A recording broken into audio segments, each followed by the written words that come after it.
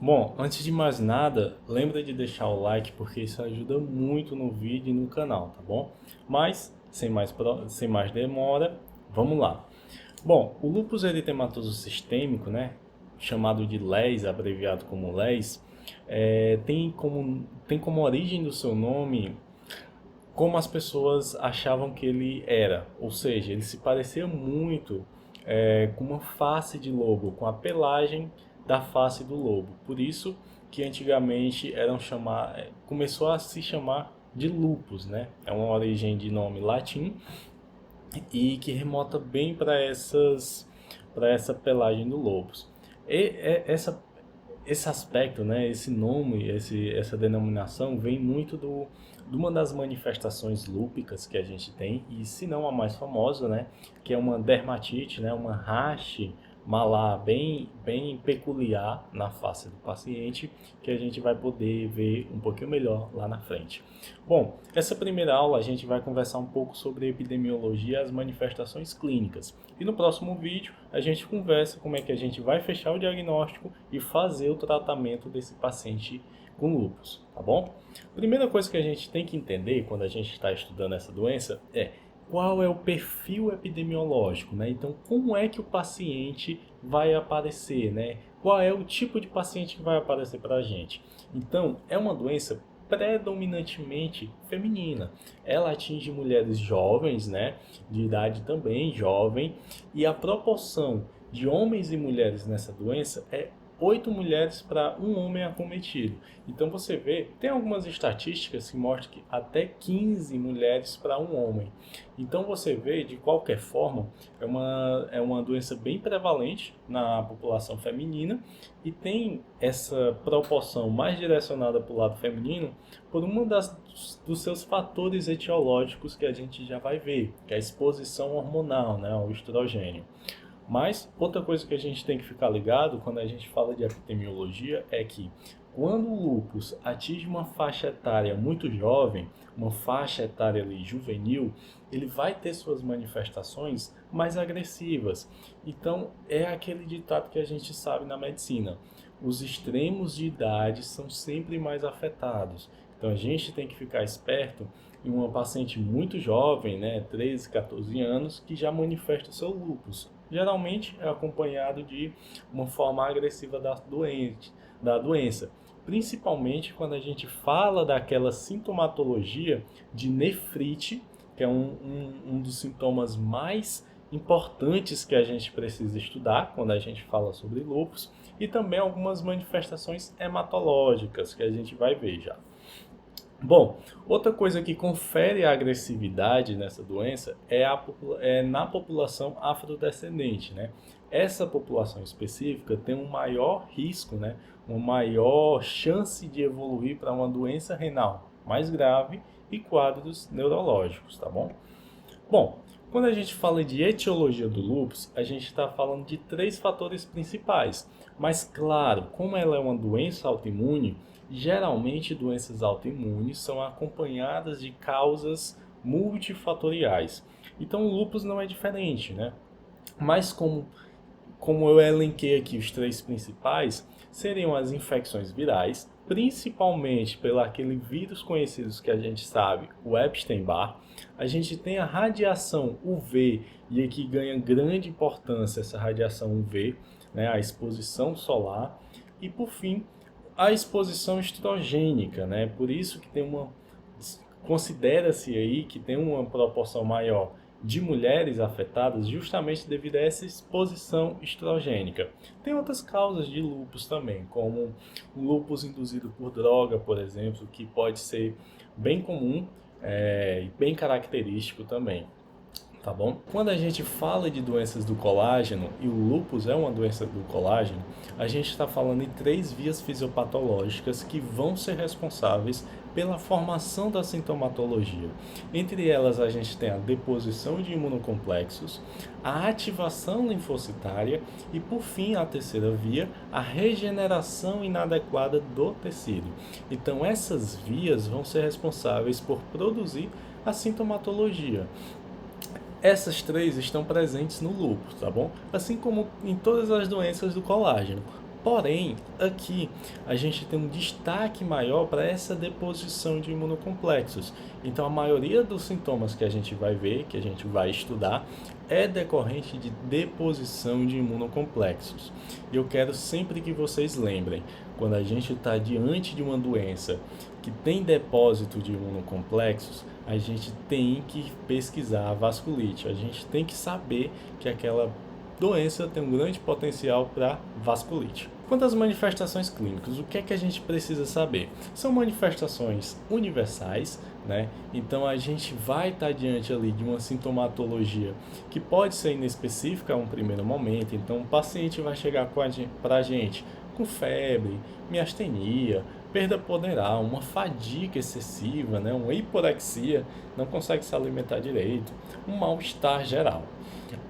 E, como a gente estava falando, tem pistas que nos levam para a vasculite. Essa vasculite basicamente vai ser decorrente de um sofrimento tecidual e orgânico, né, por oclusão microvascular, além de extravasamento de hemácias. Por que é tão importante a gente saber que no lúpus tem essa vasculite? Porque quando a gente fala dessa oclusão microvascular, a gente vai ver que tem uma doença que parece que é irmão do lúpus. Então sempre está ali com ele, sempre acompanha ele para onde for. E é bem prevalente na população lúpica. Qual é? É a SAF, né? A síndrome de antifosfolípide. Então é uma doença que realmente tem como principal faceta o seu aspecto trombótico, mas que a gente vai estudar em um outro vídeo à parte que merece destaque, tá bom? Mas quando a gente fala de manifestações lúpicas, a gente tem que pensar em nefrite lúpica, e é a nossa principal preocupação. A gente pensa em lúpus neuropsiquiátrico, em citopenias, em hemorragia alveolar, em dermatite e mucosite, em artrite e em serosites, né? Que a gente vai ver uma por uma.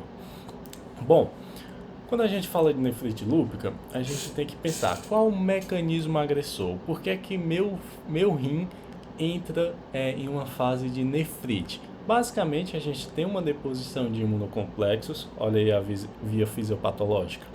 Essa deposição, então esses imunocomplexos circulantes vão se depositar no rim e inflamar, destruir as estruturas glomerulares, tá bom? Essa destruição, inflamação dessas estruturas glomerulares vão ser acompanhadas de uma expansão da matriz extracelular colagênica, né? Então que vai mudar ali a arquitetura renal. Então sempre aquelas 3 vias fisiopatológicas. 50% dos pacientes que têm lúpus, em algum momento da sua doença, vão apresentar a nefrite lúpica. Por isso que é tão importante a gente saber lidar. Além de ser uma emergência, né? Claro. E o quadro clínico dessa nefrite lúpica, como é que o paciente vai chegar para a gente? Ele vai chegar, geralmente, né, quando é uma nefrite importante, ele vai chegar com hipertensão e uma perda de função renal de evolução subaguda a crônica. Então é aquele paciente que estava em casa, teve uma piora dos sintomas e começou a notar que estava inchando, começou a inchar as pernas, esse inchaço foi subindo, e tem paciente que chega até com edema periorbital. Então realmente é um caráter subagudo. Quando a gente pede o sedimento urinário desse paciente, o que é que a gente vai encontrar? Uma hematura com cilindros, né? Principalmente cilindros eritrocitários, cilindros dismórficos e uma proteinúria, geralmente maior do que meio grama, no sumário de 24 horas, tá bom? Quando a gente vê o quadro laboratorial desse paciente, a gente vê que as frações C3 e C4 do sistema complemento estão diminuídas, tá bom? Justamente devido à autoimunidade da doença. Além disso, no lúpus em si, na doença, a gente tem um painel de anticorpos, né, que podem dar positivo ou negativo de acordo com as manifestações. Enfim, um painel sorológico de anticorpos. Um desses anticorpos é o anti-DNA, né? Esse anti-DNA positivo vai marcar uma atividade renal mais intensa, né? Além de ser também um dos anticorpos um pouco mais específicos pro lúpus em geral, tá bom? Bom, o diagnóstico confirmatório mesmo de nefrite a gente só consegue com a biópsia. Então é a biópsia, o anátomo patológico que vai dizer que aquilo é uma nefrite lúpica. E quando é que a gente indica a biópsia? Basicamente quando a gente tem um aumento da creatinina sérica sem outras causas. Então a gente pesquisou tudo, mas não achou uma causa aparente. A gente indica. Outra indicação é uma proteinúria. Então proteína maior do que 1 grama em 24 horas, você tem indicação de biópsia. Ou então uma combinação, né, dos seguintes fatores, que é uma proteinúria de meio grama em 24 horas com hematúria, ou uma proteína de meio gramas com cilindros celulares, né? Então, na prática, a depender do canto que você esteja, você não vai conseguir solicitar a biópsia, mas você vai tratar a nefrite lúpica, porque biópsia nem todo centro tem. E quando tem, a gente tem dificuldade para fazer. Então, sempre vê a clínica do paciente. Bom, aqui é uma classificação, passando bem rapidamente, sobre a nefrite lúpica. A gente tem 6 classes de nefrite. Tem a mesangial mínima, quando você não tem sintoma nenhum, então não tem achado clínico. Tem a proliferação mesangial, que é quando os complexos começam a se depositar no mesângio, mas ficam restritos àquela posição. A gente tem, e aqui é importante, tá bom? A grau 3, que é a proliferação focal. Então você começa a sair daquela região ali do mesângio e atingir glomérulos. Mas metade dos glomérulos é que são atingidos, até metade, né? Então quando a gente tem menos de 50% dos glomérulos atingidos, a gente dá o nome de glomerulonefrite proliferativa focal. Geralmente ela vai cursar com hematúria, proteinúria, possivelmente hipertensão e uma síndrome nefrótica ou uma creatinina sérica elevada. As outras 3 são a grau 4, que é proliferativa difusa, e essa é a mais comum, que é quando a gente tem um acometimento maior do que 50% dos glomérulos, vai cursar exatamente como a anterior. Porém, aqui é muito mais frequente a hipertensão, a síndrome nefrótica, né? A creatinina elevada. A gente tem a grau 5, que é a membranose, e a grau 6, que é a esclerosante. Tem uns prognóstico pior, né? No caso da grau 6 é ainda pior, né? O prognóstico. Mas, a título de curiosidade, o que é que vocês precisam fixar? Grau 3 e grau 4, sendo que a grau 4, proliferativa difusa, é a mais comum. Bom, cursando agora com o lúpus neuropsiquiátrico, a gente tem 2 formas, né, 2 padrões de lesões quando a gente fala de manifestação neurológica, que é uma manifestação mais focal, né, decorrente de uma síndrome isquêmica ou neuropática. Lembra que a gente tem um fenômeno de vasculite no lúpus? Essa vasculite vai ocorrer lá no encéfalo também, e aí a gente vai ocluir alguns vasos e, consequentemente, a gente vai gerar isquemia. Então, esses sintomas são do tipo focais. O paciente vai apresentar sintomas focais. Ou a gente tem um outro padrão de acometimento, que a gente começa a perceber um quadro difuso, né? Um quadro neurológico difuso, decorrente de uma neuronite, uma inflamação neural. Basicamente, esse quadro vai gerar alterações de comportamento, umas síndromes epileptiformes, né? Devido a ataques diretos aos neurônios e às células gliais.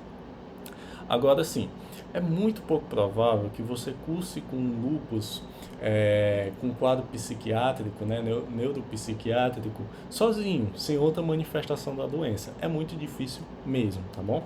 E voltando àquele quadro lá sorológico de anticorpos, a gente tem um anticorpo anti-P, que vai nos demonstrar atividade lúpica, principalmente no sistema nervoso, né, do ponto de vista neurológico. Então, geralmente você pode ter um quadro neurológico e um anti-P positivo. Quando a gente fala de citopenias, né, citopenias lúpicas, a gente vê que é um quadro recorrente, né?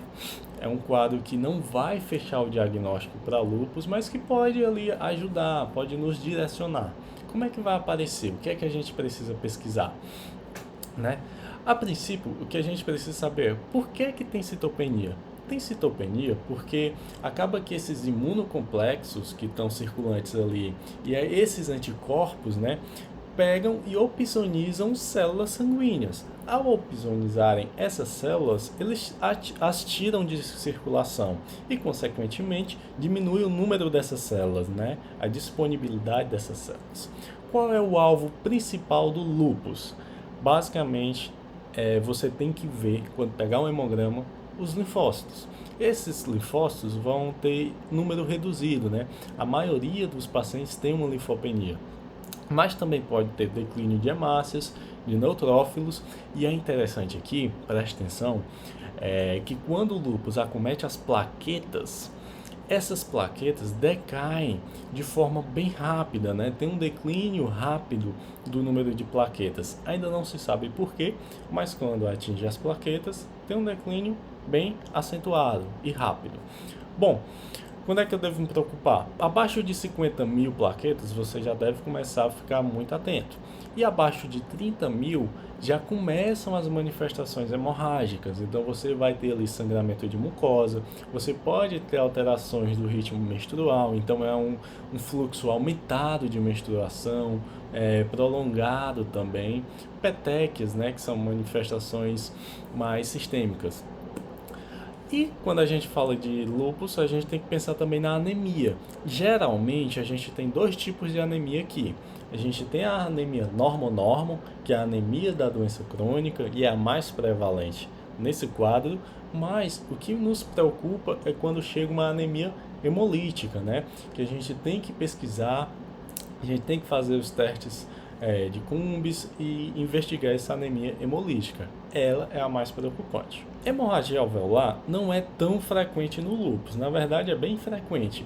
Porém, é interessante a gente saber, e o mecanismo agressor dela é por deposição de imunocomplexos também. Então, esses imunocomplexos que estão circulantes na corrente sanguínea vão achar vasos muito pequenos e eles vão impactar nesses vasos, eles não vão conseguir passar. E esse impacto, essa obstrução, vai gerar um extravasamento. No caso aqui, um extravasamento de sangue na região alveolar, causando distúrbios, né, de ventilação e perfusão que vão ser mais evidenciados por um quadro de dispneia, tosse, hemoptíase. Às vezes a gente tem uma nefrite associada a um quadro pulmonar e a gente pode denominar de síndrome pulmão-rim, né? Que fortemente mesmo, vai sugerir uma vasculite de pequenos vasos. A gente pode observar, na verdade, um infiltrado no exame de imagem, né? Um raio-x, por exemplo. E outra coisa bem importante é que a gente tem a queda dos níveis de hemoglobina, puxando ali para uma anemia. E como é que a gente vai fazer o diagnóstico disso? Diagnóstico definitivo, diagnóstico confirmatório mesmo, é só com lavagem é com lavagem bronco-alveolar seriada. Mas você tem métodos ali que dá para suspeitar, como raio-x, que vai demonstrar esse infiltrado. Uma das mais famosas também, sintomatologia, é a vasculite cutânea. Também vai ocorrer por depósito de imunocomplexos. Então vocês estão entendendo por que é tão importante a via de depósito de imunocomplexos formando uma vasculite? Porque ela está relacionada com a maioria dos sintomas. No caso aqui dessa vasculite cutânea, a manifestação mais comum vai ser essa púrpura, né? Então são essas lesões eritematosas, né? De base elevada, que tem como característica não sumir a digitopressão. Então, quando você pressiona a doença, ou melhor, quando você pressiona aquela lesão, ela não some. Os locais mais comuns são as mãos e as partes distais das pernas. Além disso, a gente também pode ter um fenômeno bem comum, que é em doenças reumatológicas, que é o fenômeno de Raynaud, né? A gente tem aqui bem expressado nessa foto, ó, a gente tem uma porção de cianose nesse dedo aqui também, esse tá preservado, ele é tematoso, né? E esse já também começa a ter cianose, tá bom? Então, preste atenção nesses achados. Outro, e aqui é o clássico, né? A dermatite, né?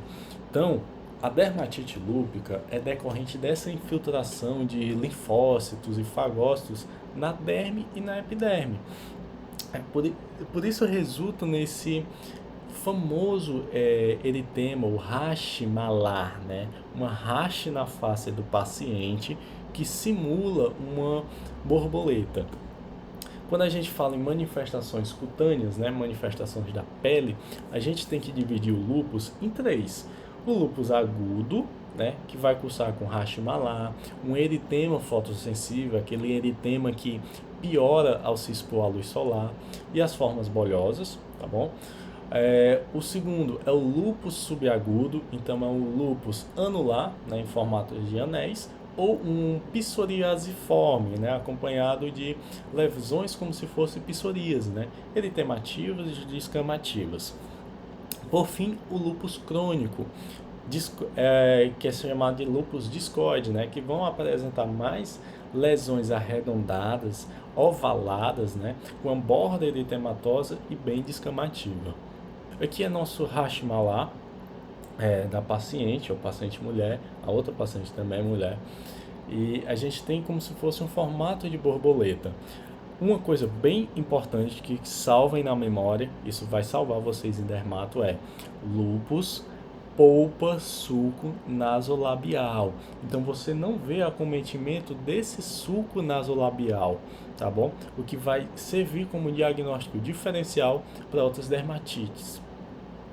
E aqui, ó, nessa segunda imagem a gente tem um lúpus subagudo, né, do tipo anular, em formatos de anéis, e principalmente em áreas fotoexpostas, né?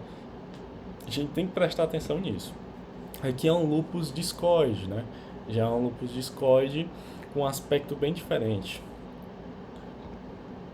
Bom, outra manifestação, estamos chegando ao fim, é a artrite, né, que é um mecanismo que tem como mecanismo agressor ali uma invasão linfomonocítica da sinóvia.